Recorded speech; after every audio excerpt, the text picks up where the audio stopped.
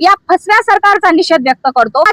पंतप्रधान आणि मुख्यमंत्री देवेंद्र फडणवीस ज्यांनी बारामती सोलापूर या ठिकाणी आश्वासन दिलं होतं त्यांचा आम्ही प्रथम निषेध व्यक्त करतो। फसव्या सरकारचा निषेध असो, मुख्यमंत्री देवेंद्र फडणवीस सरकारचा निषेध असो, एसटी प्रमाणपत्र मिळालेच पाहिजे, धनगर आरक्षण मिळालेच पाहिजे, धनगर आरक्षण मिळालेच पाहिजे, मुख्यमंत्री देवेंद्र फडणवीस सरकारचा निषेध असो, मुख्यमंत्री देवेंद्र फडणवीस सरकारचा निषेध असो।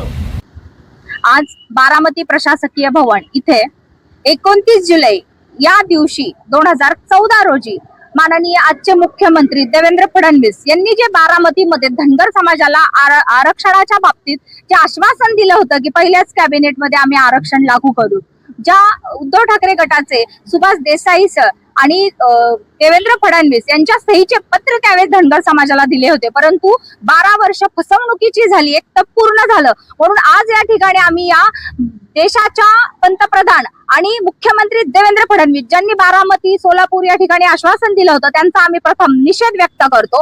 या फसव्या सरकारचा निषेध व्यक्त करतो। पंतप्रधान मोदीजी, राष्ट्रपती द्रौपदी मुर्मू यांनाही या संबंधित पत्रव्यवहार केलेले असताना देखील त्यांच्याकडून कोणताही रिप्लाय परत धनगर समाजाला आलेला नाही। त्यामुळे त्यांचाही केंद्र सरकारचा आम्ही निषेध व्यक्त करतो। केंद्रात राज्यात यांचंच सरकार असताना देखील घटना दुरुस्तीचा एक अध्यादेश जो पाठवणं गरजेचं आहे, परंतु तो आजपर्यंत केंद्र सरकारला पाठवला गेलेला नाही। बारामतीचे खासदार आमदार हे देखील सत्तेत असल्यावर वेगळे बोलतात आणि सत्तेच्या विरोधात असल्यावर फक्त मीडिया समोर नौटंकी करतात। त्यामुळे त्यांनाही माझा सवाल आहे की आपण धनगर समाजाच्या मतांवर निवडून येता, परंतु त्याच समाजाला वाऱ्यावर सोडण्याचं काम आपण करता। मुख्यमंत्री उपमुख्यमंत्री यांनी याची जबाबदारी घ्यावी, अन्यथा येणाऱ्या काळामध्ये धनगर समाजाला गृहीत धरू नये या निमित्ताने मी सांगते।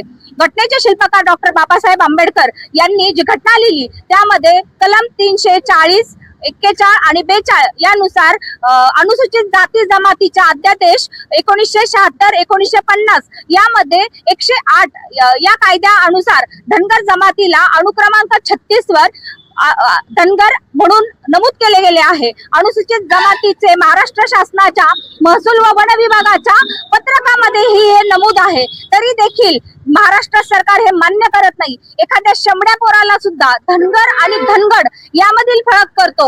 जसं ओरिसाचं ओडिसा, एकरचं एकड, गुरगावचं गुडगाव हिंदी भाषिक मध्ये र चा ड केला जातो। मग हे एखाद्या जर मुलाला कळत असेल तर मुख्यमंत्री पंतप्रधान झालेल्या लोकांना हे कळू नये का? कारण आज या मंत्रिमंडळामध्ये जर एखादा संविधानाने दिलेला अधिकारानुसार एखाद्या जमातीला जर वंचित ठेवण्याचं काम हे सरकार करत असेल तर संविधान न मानणाऱ्या अशा देशद्रोही, राजद्रोही सरकारचा आम्ही जाहीर असा निषेध करतो।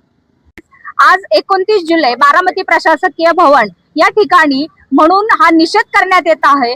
ज्या पिवळ्या भंडाराच्या शपथा घेऊन धनगर समाजाची दिशाभूल करण्यात भाजपच्या नेत्यांनी पुढाकार घेतला, त्यांनाही माझं सांगणं आहे की आज आम्ही या ठिकाणी ज्या माथी आम्ही भंडारा लावतो त्याच माथी आम्ही काळ्या पट्ट्या लावून या ठिकाणी आमच्या कपाळी वरवंटा सरकारने ज्या दिला त्या सरकारचा आम्ही काळ्या पट्ट्या लावून निषेध व्यक्त करतो।